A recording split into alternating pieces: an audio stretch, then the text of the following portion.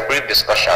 So the supplementation of high cholesterol diet with increasing doses of bacterial and glutathione fruit juice significantly reduced the size and the prevalence of lipid droplets in hepatocytes and thus preserved cellular integrity.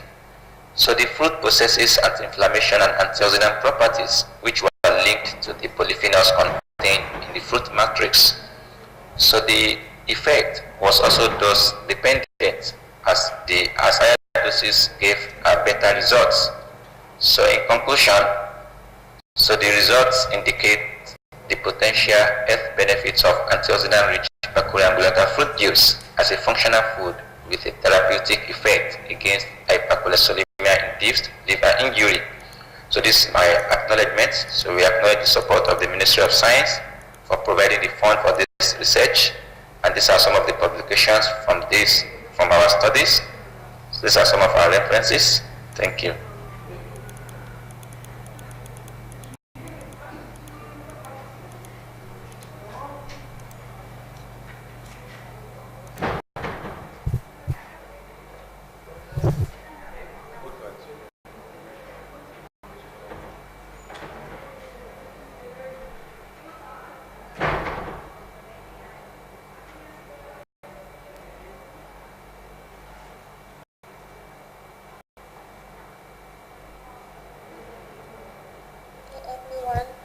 To present our finding on digestive enzyme and antioxidant activities of Tetracera microphylla leaf extract.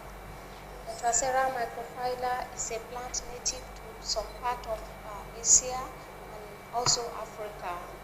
It has so many local names depending on the region, and it is used widely in traditional herbal medicine for treatment of different ailments. But surprisingly, there has not been any single scientific record to back up this biological activity. And therefore, the aim of this work is to determine the enzymatic and also the antioxidant activities of the leaf extract of this plant. We started by collecting the leaves from one of the forests, dried and pulverized into powdery, then macerated using 95% methanol. After that, some part of the crude mother extract obtained were then partitioned using hexane, ethyl acetate, butanol, and methanol to obtain four different fractions. The crude extract, as well as the four fractions obtained, were investigated for their total phenolic and flavonoid content, followed by the antioxidant activities. The antioxidant activity was determined using DPPH and ABTS radical scavenging methods. For enzymatic analysis, alpha amylase and alpha glucosidase enzyme were used. From the result obtained from phytochemical analysis, both extract and fractions show appreciable amount of phenolic and flavonoid compounds. Phenolic content in the good extract was significantly higher than all the fractions. Now, among all the fractions, ethyl acetate fraction has the highest TPC and TFC, while methanol residue fraction had the lowest. For antioxidant activity, both the extract and fractions showed a remarkable radical scavenging activity on both ABTS and DPPH radicals. Ethyl acetate and butanol fractions had the highest radical scavenging activity, while methanol fraction was observed to have the lowest. Overall, ethyl acetate fraction, which had the highest radical scavenging activity, also had the lowest IC50. And this is much expected because the higher the activity, the lower the concentration required to scavenge the radical, and vice versa. From the result obtained from the enzyme inhibitory activity, only the crude extract of Tetracera microphylla acetate and butanol fractions were active on alpha-glucosidase. Among all the fractions, ethyl acetate was the most active with the lowest IC50. However, for alpha-amylase enzyme, only tetraserum microphylla extract showed a moderate activity. In conclusion, this study has been able to establish that tetraserum microphylla possess digestive, enzyme inhibitory, and antioxidant activities. Ethyl acetate fraction was observed to be the most active among all the fractions, and this may be attributed to the high content of phenolic and flavonoid compounds. Therefore, ethyl acetate fraction may be an appreciable may contain compound with potential therapeutic application on oxidative stress and type 2 diabetes. Further study is still ongoing in the isolation of the active principle from the active fraction. If for future work, polar fraction of tetraserum microphylla, maybe aqueous fraction is required. Maybe it's going to be active on alpha amylase, more active on alpha amylase inhibitory activity. Thanks for your attention. Good day everyone, I am here to present our finding on digestive enzyme and antioxidant activities.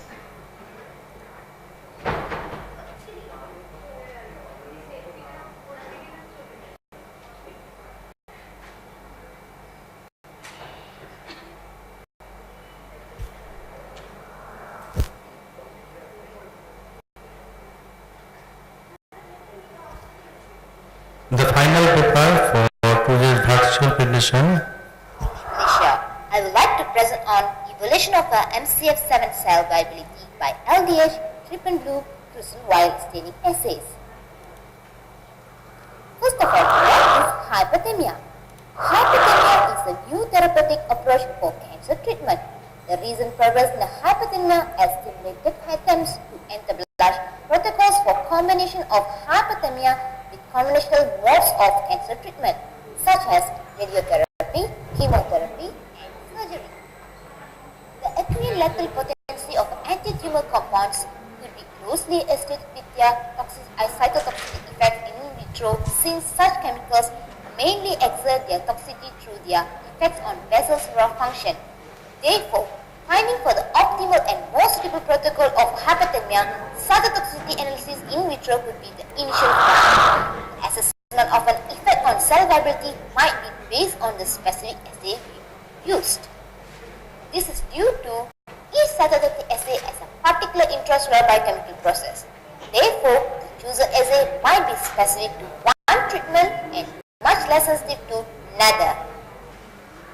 Therefore, in the present study, we compare the result of method using crystal wild staining, LDH, electric analysis, and treatment through assay to reveal the most suitable assay to determine the effect of hyperthermia on viability of a human breast cancer MCF7 cell line. So, this experimental design shows that human breast cancer cell line was treated at 42 degrees Celsius for 4 different durations of exposure, 1, 2, 3, and 4 hours. After hyperthermia treatment, total number of viable cells were observed. Finally, the cell viability was determined using crystal wild assay, LDH assay, and triple blue assay. So now we will look into the result and discussion. After the heat exposure, the least loss of MCF viability was measured by triple blue, meanwhile the highest determined by the crystal wild assay. This was because triple blue method involved exhaustive treatmentation of encouraged dependent cells from T-flux growth services. Complete cell release depends on the time course and enzyme concentration. Therefore, it proved that this assay was less inaccurate than other assays from this study. Cell viability by the CD with the 1% beta fixation method was significantly different from those by CD with 12% paraformaldehyde. LDH estimated real cell viability assay. However, this assay is the final rate in the culture medium result in a high background. That the stability of LDH can vary considerably depending upon the cell type. Triple exclusion method and LDH procedure underestimated the loss of cell viability because this assay required that the cell wall of the target cells should be lysed. The more sensitive assay were those registering the cells still attached to the valve surface. Meanwhile, the least sensitive one were testers of cell membrane integrity. Of the three counting techniques, the cruciform assay gave constantly and significantly higher value than LDH and treatment blue assays for MCF7 cell line. Based on Tarak study, cruciform assay is a more sensitive and early predictor of toxicity than classical LDH or neutral rate measurements. In addition, it is very effective for adherent cells, therefore it was the most sensitive assay, whereas the least sensitive assay was triple blue exclusive method for MCF7 cell lines. Therefore, in this study, it was clearly proved that cruciform assay was more useful and suitable method than LDH and triple blue assays to determine the effect of hyperthermia on viability of MCF7 cell line. It is a simple, rapid, and reproducible method than others. So these are the references I used. Thank you.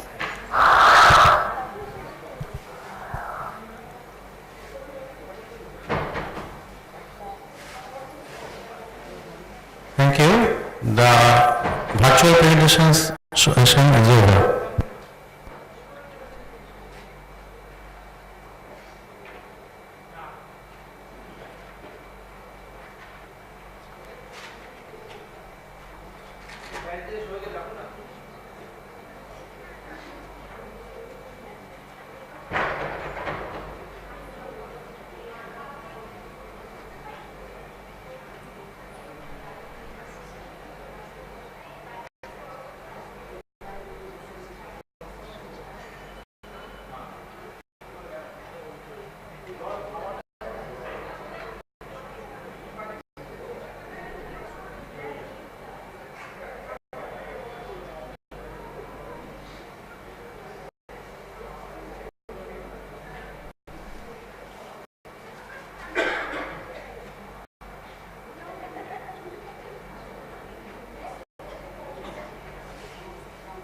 CK Birla Group of Hospitals.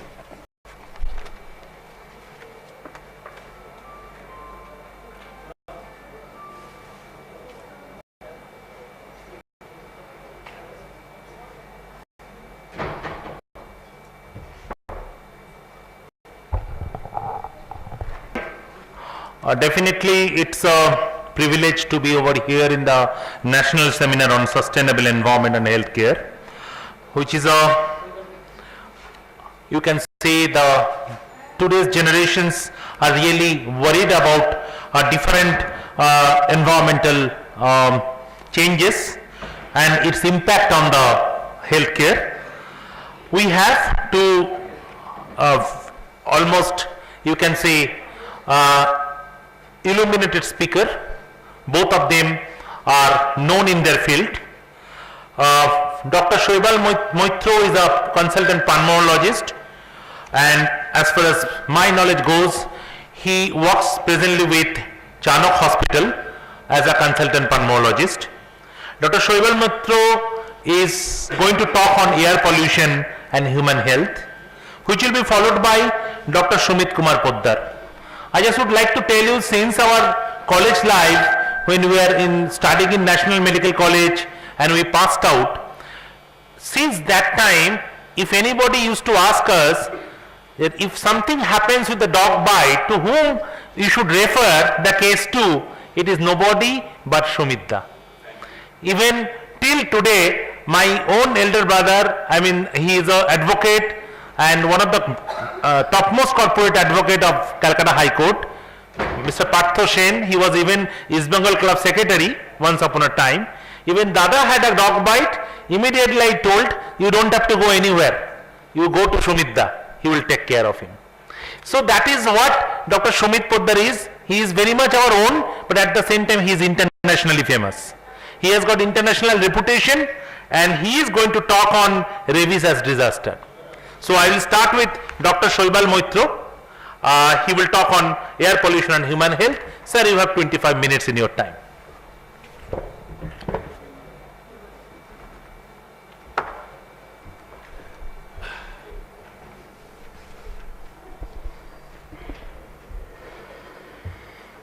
Tarak Poddar Memorial Foundation and the Department of Zoology for inviting me to give this talk on the air pollution and its effect on lung health.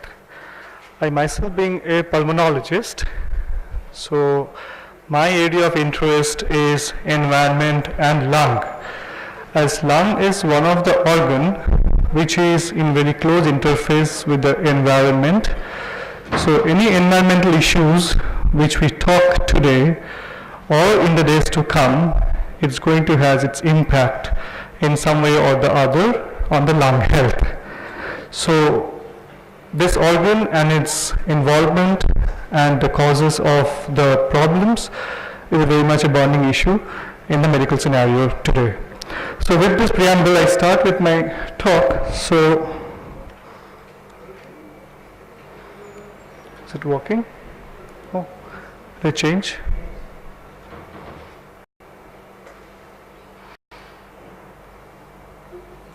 Yes.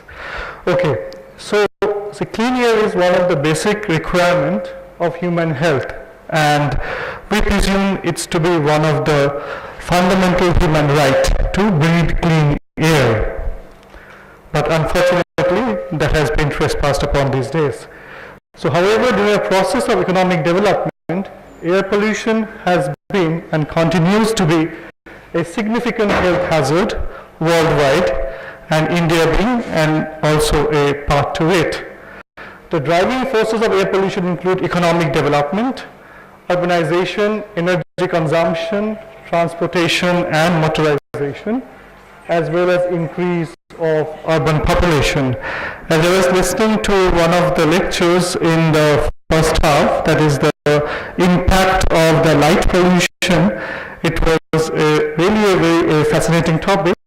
So it's also a fallout of the urbanization. Similarly, this air pollution too. So exposure to air pollutants is a problem of increasing concern due to the diversity of the pollutants in question. There is lots of pollutants, both organic and inorganic. The adverse effects observed in a broad range of air pollution levels and a vast number of people at risk. So in the young children and the elderly person, these are the main two age groups who are very much susceptible to the adverse effects of the air pollution. They develop this cardiovascular and the pulmonary diseases, and also the workers working in various industries. And the most common pollutants which are involved are the particulate matters, suspected particulate matters of various dimensions. There's oxides of sulfur, oxides of nitrogen, ozone, carbon monoxide, and carbon dioxide.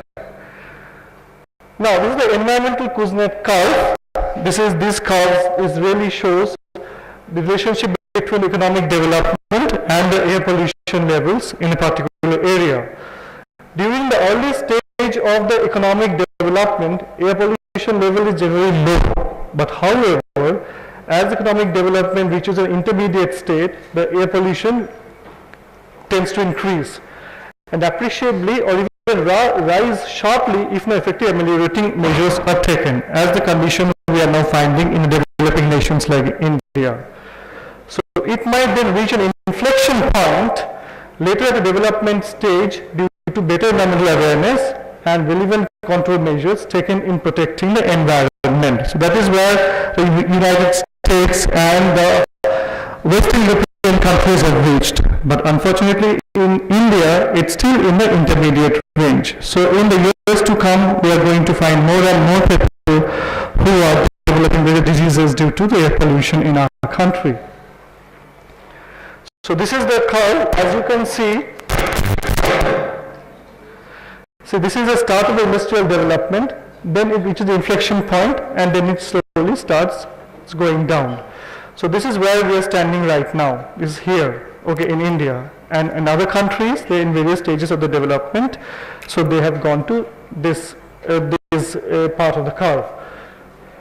So the particulate matter, oxides of sulfur, oxides of nitrogen, ozone are considered to be classical and traditional air pollutants, and they're commonly used as indicator pollutants for fuel combustion and traffic-related air pollution, or TRAP.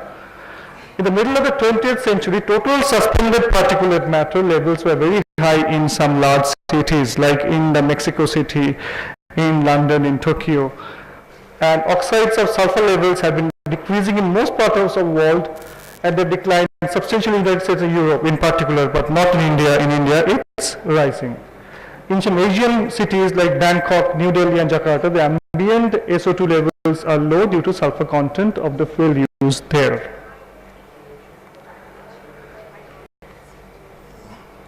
Now, what is the scenario in India? In India, see, there were various articles which were published by in 2011, 2009, 2001, and in 2000. All them have found it, their vehicle exhaust emissions, they are very much high in our cities. And this lead loading for floor and interior windshield samples, they found the lead content was very high. This is because of lead pollution. And for the outdoor air, the particulate matters were very high because of the outdoor activities in Ahmedabad, Mumbai, and Delhi. These are the cities which were studied in this study. And the coarse particulate matter of PM10 is also pretty high, and these major sources were vehicle emissions, industrial emissions, and soil resuspension. So according to the WHO air quality guidelines, PM2.5, the average values is 10 micrograms per cubic meter of the air.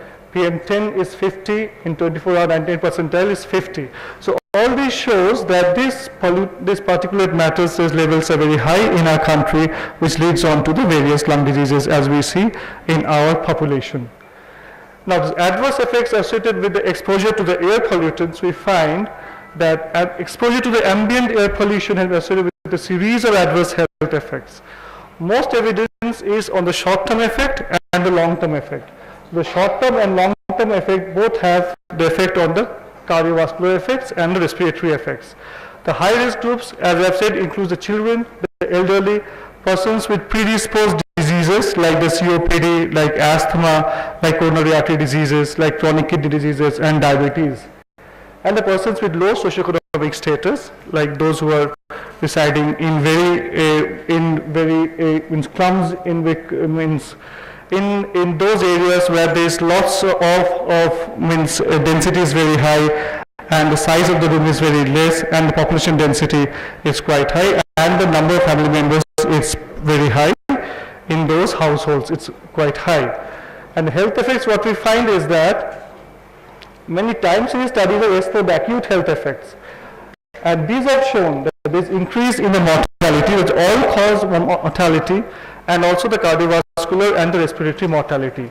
So we have found that there is increased number of deaths because of various cardiovascular diseases like coronary artery disease, and because of various respiratory tract infections and the COPD exacerbations because of very increased particulate matter into the atmosphere. And the morbidity of hospital admissions goes up, the outpatient emergency room visits goes up, there's increased asthma attacks, there's acute respiratory infections, so the young children, there's increased COPD attacks, there's increased deterioration of the interstitial lung disease patients, and so on and so forth. These are the various short-term effects of the increased pollutants, as we find mainly in the winters, in some days where the particulate matter load in the atmosphere is very, very high. In those days, it's really pretty bad for the patient and for the hospitals. The hospital admissions goes up because of this effects. This will be published, it's taken up from this journal which I have been quoted, it's beneath.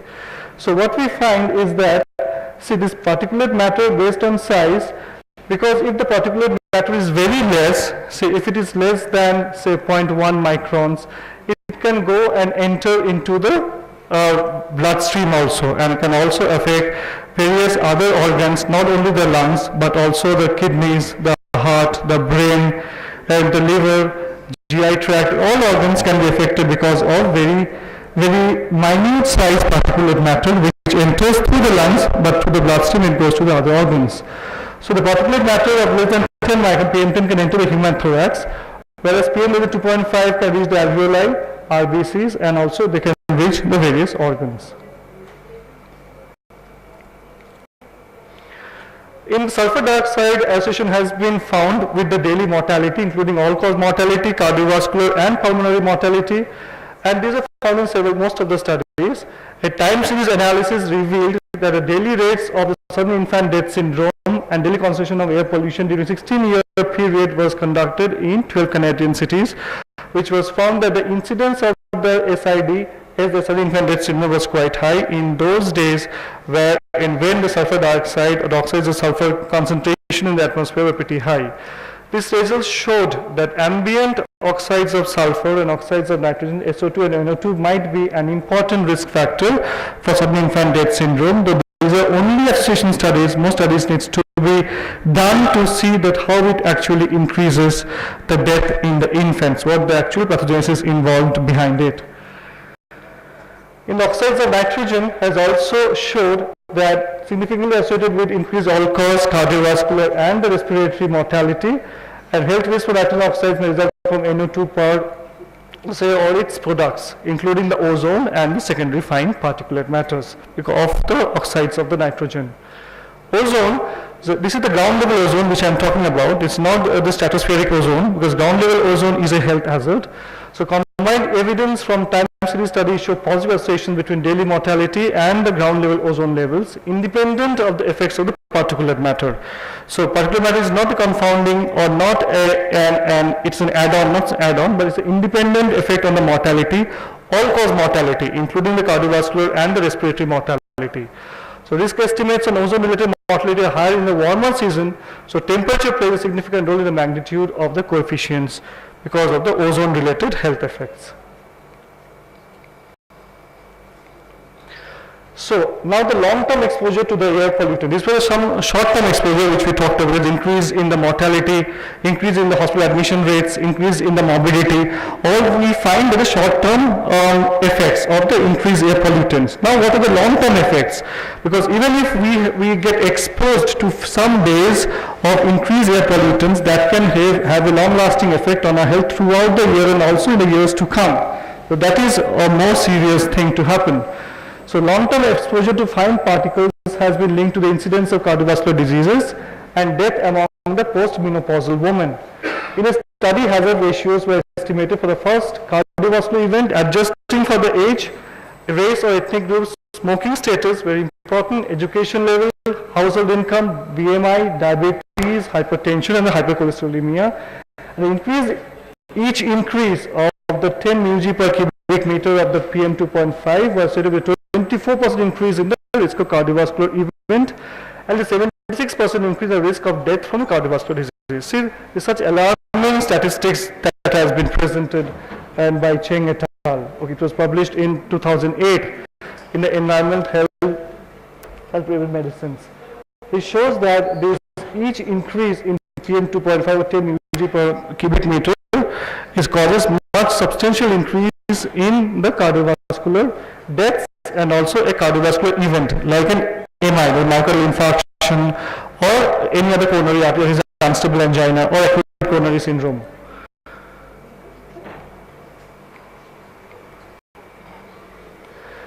So now we come to the exposure to biomass fuel and the traffic pollutants. So biomass fuel, this is a very unique thing which we find in less developed countries, in the rural areas and also in the urban slums. Here, what the women folk do is that they use these various biomass fuels like the cow dung, the coal, then wood to lit the fire, okay, for cooking. And this exposure to the biomass fuel smoke and trap is traffic-associated pollutants. What is it causes? It causes the increase in the respiratory morbidity and mortality. There's around 2.4 billion people live in households in which biomass fuel is a primary cooking and or heating fuel. with more than 90% individuals in the rural areas of less developed countries using the biomass fuels. Exposure are often exacerbated by the use of open fires or traditional stove designs that lack flues or hoods to exhaust emissions away from the living area. And this has been published in the JACI in 2012. And now we have the government program for the households, because they say to use a clean stove, that is, in which the emissions or the exhaust goes to the atmosphere, but not inside. It reduces the incidence of the respiratory morbidity in the women and the children who are living in those households. So epidemiology of health effects of the biomass fuel and the traffic-related air pollutants, it's studied, it shows that the most formally established health effects of biomass fuel emissions are the acute lower respiratory tract infections and the COPD in adults. We all knew that COPD is a disease of the smokers, but now we have a separate category of the COPD patients, that is the non-smoking COPD.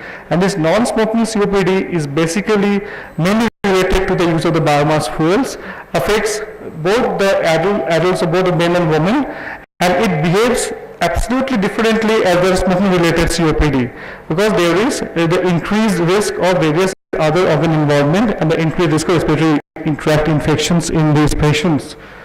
So the studies of ambient pollution effects have repeatedly demonstrated increased cardiovascular respiratory morbidity and mortality for a variety of outcomes in this group of the patients who are using the biomass fuels. Given that cigarette smoke is a type of biomass smoke that is not included in the epidemiological study of the BMF, the biomass fuel, a causal association between the exposure to the biomass fuel smoke and the COPD would not be surprising, and it has been found, okay, but it has not been possible to work on to find a causal relationship between the biomass fuel and the COPD. We have found a causal association between a cigarette smoking and COPD. Now most studies are there in the anvil to find the causal association called causal relationship between the biomass fuel and the COPD. Okay, so Cooney et al. Found the exposure to all types of biomass fuel smoke was consistently associated with COPD and with risk more than doubled, and it was published in JACI in 2012. So TRAP and the COPD are traffic-related pollutants. A number of studies have established that children living in more polluted areas and living nearer to the roads, that is the major roads, have reduced lung growth compared to those living in the cleaner areas. Similar findings for lung function have been reported in adults and published in the same study in the 2012. And TRAP and asthma, the studies have shown that asthma can be exacerbated, often measured as visits to emergency rooms, with a rapid decline in the forced expiratory volume in 1 second. That's a parameter which is measured in the asthmatic patients, or patients having an airway obstruction, with high levels of ozone and other pollutants. And more complex cohort study designs have been required to understand whether or not these traffic-related air pollutants play a role in the genesis or causation of asthma. We don't know as of yet. Two recent studies, once a birth cohort and substantially to a confidence that TRAP exposure of young children contributes to development of asthma, and the Lambach has published in it in JACI, an increased risk for childhood asthma incidence demonstrated significant increases of 26% and up to 51% with good control of relevant confounders. In contrast to the abundance of study showing exacerbation of asthma from increased exposure to ambient air pollution and traffic-related air pollutants, asthma prevalence has been the main outcome considered in the studies of the biomass fuel smoke. Among the 6 studies that examine risk,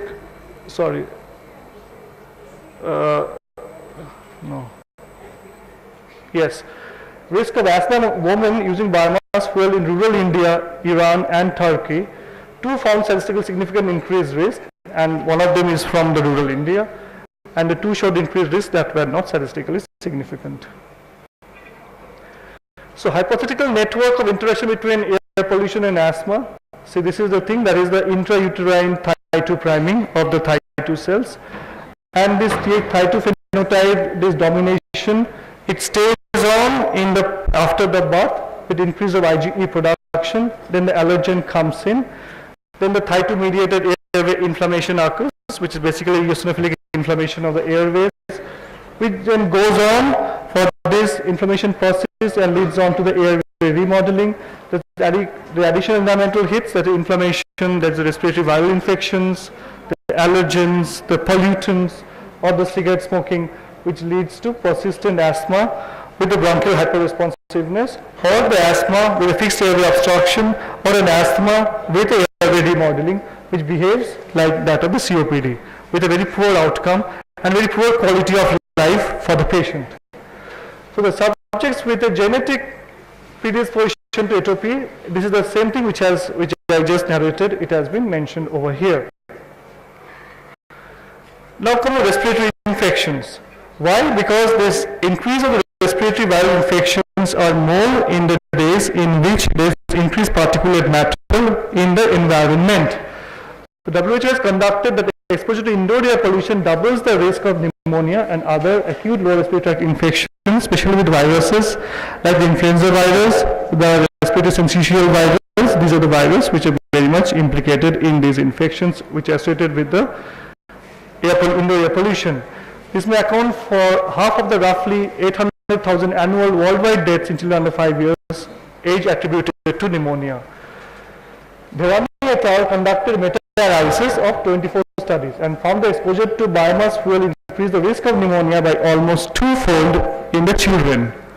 And its increased rates of chronic bronchitis viral infection are associated with both gaseous and particulate ambient pollutants, although not specifically with the trap, but with all the pollutants, oxides of nitrogen, sulfur, the ground level ozone, and the particulate matter, with all.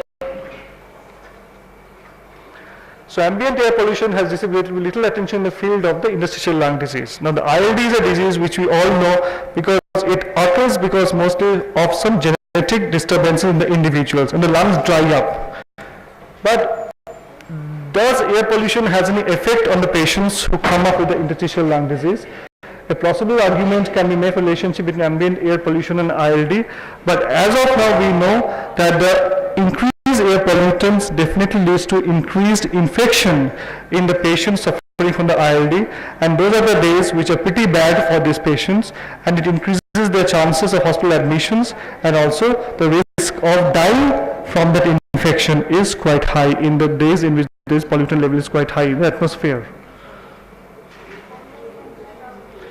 So, air pollution is associated with mechanistic pathways involved in the development of ILD, where studies have been done. It shows that is a diesel exhaust, which is important, is mostly because of all the oxidative stress, because mainly increased oxidative stress and is increased, cause increased inflammation further leads to increased fibrosis, and these are the fallout effects of the increased inflammation in the airways, and also in the vascular and on the epithelium, and also in the alveolar epithelium.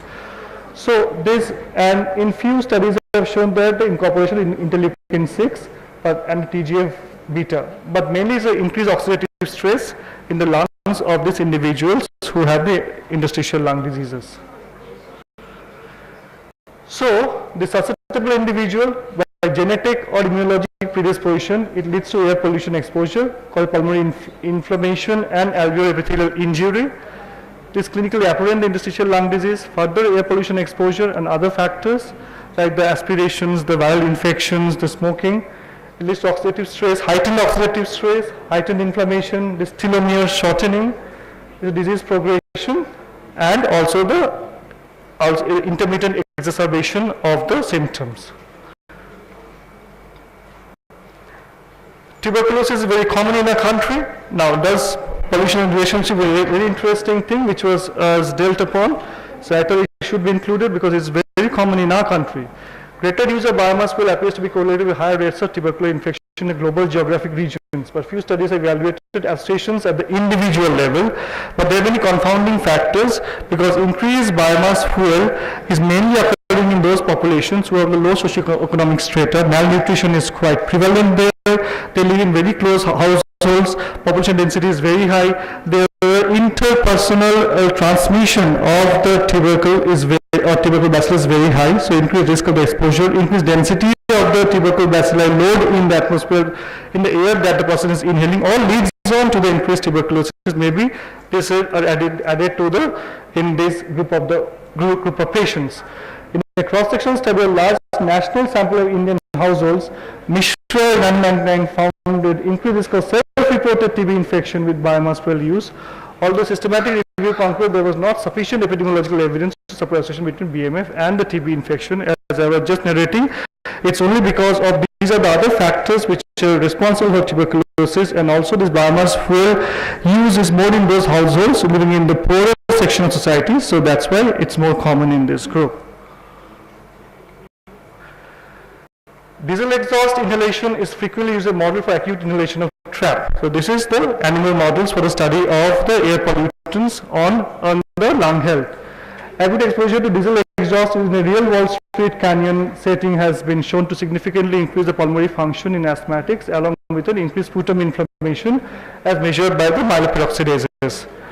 Diesel exhaust particles have been shown to have adjuvant effects on IgE synthesis in atopics, and also 50-fold skew towards the Thy2 profile, which has been maintained from the prenatal life. So this is what it has been shown to acutely produce bronchial epithelial inflammation, inflammatory cell recruitment, mainly the neutrophils, increased expression of vascular endothelial adhesion molecules, both the vascular adhesion molecules and also the epithelial adhesion molecules, which causes the increased homing of the various cells into the lung interstitium.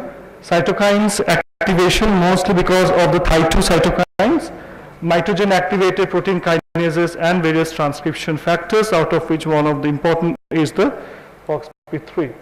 So, two photographs in Beijing taken from the same vantage point and time of the day. So, air quality is very poor and this is very clean. Figure 2b was taken mid-July during the height of the Olympic reductions in the heavy industry.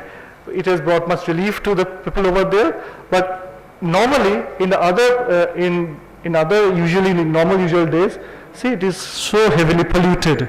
So there is this lung complications and problems also quite highly reported from the Beijing.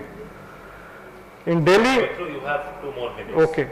So in the Delhi, we have many studies which have shown that this diesel exhaust causes increased lung infections, lung inflammations, and COPD exacerbations in these people, which has led on to the government regulation of the use of CNG in the Delhi. And when we go to the indoor air pollutants, it has shown there is marked increased particulate matter leading on to increased morbidity and mortality, all cause morbidity and mortality. Also COPD exacerbations in all groups from various parts of the country. So the policy there should be public policy which should encourage or mandate engineering solutions that drastically reduce emissions from cook stoves and vehicles, but also adopt new technologies which can slow by lack of awareness of health-based traditional culture practice and economic costs. So in conclusion, ambient air pollution is a health hazard. It is a global challenge. India is a part of it. It is more important it's more important in the Asian, what